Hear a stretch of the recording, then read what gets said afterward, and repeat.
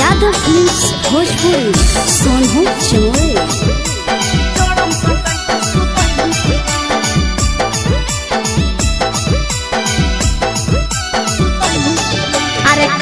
हिलो लाला टपैले रे बोरे से मुहा फुलैले रे काहे हिलो लाला टपैले रे बोरे से मुहा फुलैले रे होला हो कि तोरा हमरा बताई भी कि ना आगे मौगी के फरज निभै भी कि ना जान सटाई के सुतई भी कि ना मौगी के फरज निभै भी कि ना जड़म सटाई के सुतई भी कि ना सुन अरे काहे हिलो लाला टपैले रे बोरे से मुहा फुलैले रे काहे हिलो लाला टपैले रे बोरे से मुहा फुलैले रे होला हो कि तोरा हमरा बताई भी कि ना आगे मौगी के फरज निभै भी कि ना जान सटाई के सुतई भी कि ना मौगी के फरज निभै भी कि ना जड़म सटाई के सुतई भी कि ना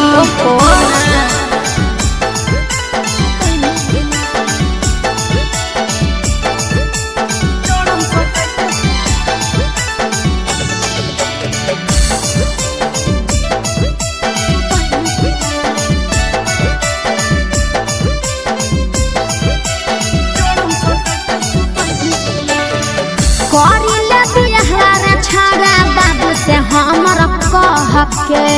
रहे नहीं पारबो हमें ठंडिया बसाह के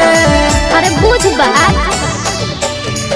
करिले बिहार छाड़ा बाबू से हमर कह के रहे नहीं पारबो हमें ठंडिया बसाह के हे रे करे लगी बात बाबू से जाई भी कि ना करे लगी बात घर मोर जाई भी कि ना आगे मौगी के फरज निभै भी कि ना जारम सटाई के सुतई भी कि ना मौगी के फरज निभै भी कि ना जारम सटाई के सुतई भी कि ना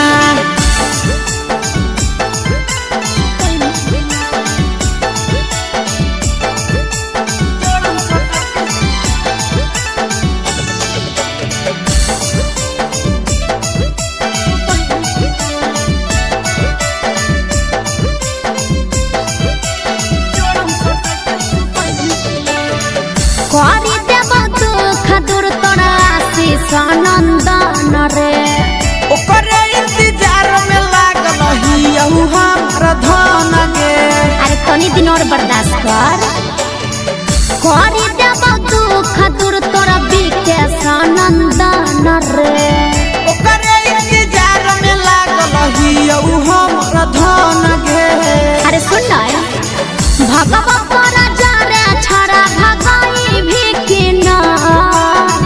भगवा तोरा जारे छड़ा भगाई भी कि ना आगे मौगी के फरज निभै भी कि ना जारम सटाई के सुतई भी कि ना मौगी के फरज निभै भी कि ना जारम सटाई के सुतई भी कि ना अरे शादी तो होई दे।